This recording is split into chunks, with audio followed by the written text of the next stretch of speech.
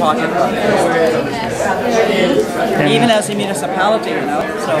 But in terms of your strategy and how you think it's going to play over the next few months, do you think it's going to be?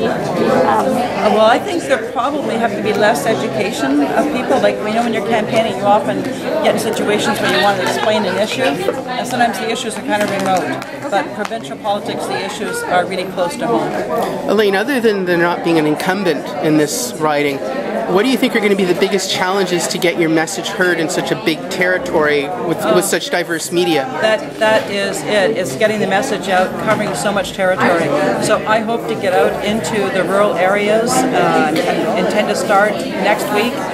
I'll have a card ready by then and knock on doors. And even if I can't talk to people, you know, one-on-one, I'll leave something in their mailbox. And because I think you probably have to approach people maybe twice. You know, hopefully you meet them at least once, and then send a flyer out to remind them, and just hope that we manage to get the word out. So are you going to take a sabbatical from council when you're running?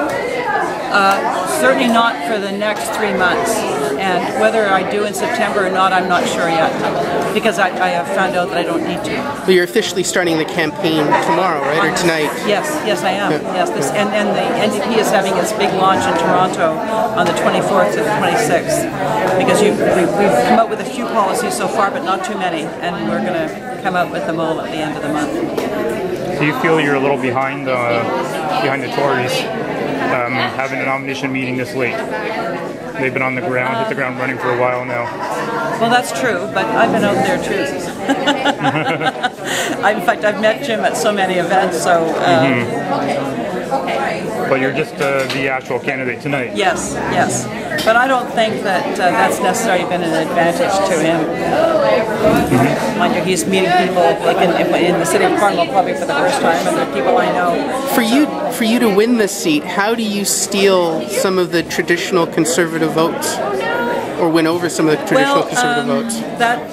This is typically a Conservative area, and you just hope that people will stop to think about what government should do for one, and I think there's a mistrust of government on people's parts, and so people tend to vote for the party that's going to promise you the least government, you know, the smallest government. But the fact is, the smallest government means the smallest amount of services too. Now, you made most of your comments tonight directly at Tim Hudak in his platform. You gave an interview with the Standard Freeholder, and your comments seem to be most stinging towards Mr. Hudak's change book and his platform. Oh, well, actually, I don't know if I forget what I said about his change book, but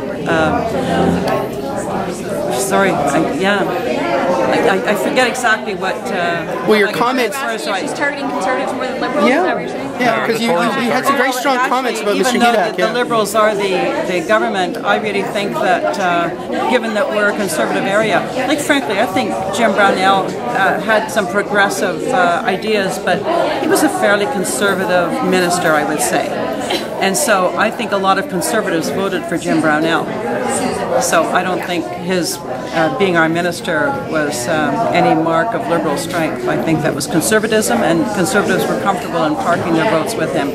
So that's why I think the Conservatives are the real target this time around.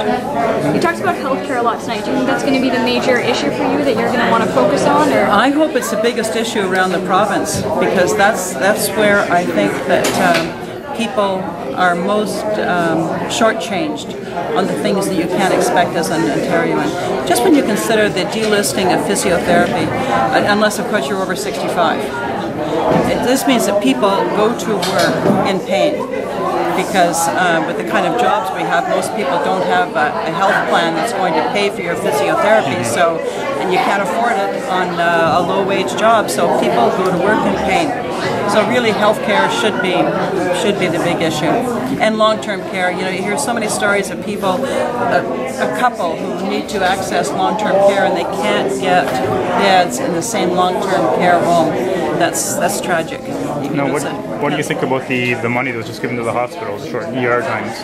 Well, ER wait times. that's interesting and it's timely, eh? And I read that the other program where people post-op are going to be given some time at the Second Street site, yeah. and actually the Queensway Carleton Hospital in Ottawa is going to get the same benefit. You know, so many beds dedicated.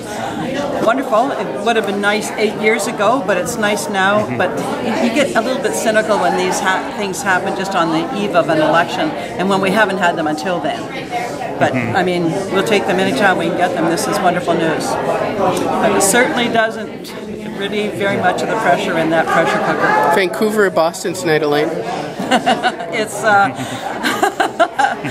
Vancouver. Good answer. Are you expecting Andrew to visit the riding at all? Do you know? I certainly hope so. Okay. No plans at this point yet? Or? Well, we always hope, you know, and I know we were at an election planning meeting last Saturday and we found out she's not going to have a plane this time around. Like, we don't want to wind up, like locally we never finish a campaign in debt. Isn't that wonderful? So they're trying, they will be in debt centrally, but they're trying to minimize the debt. So one thing they don't have is the plane. So I hope that she'll manage to get here by train or car anyway. All right, thanks, Elaine. Okay, thank you.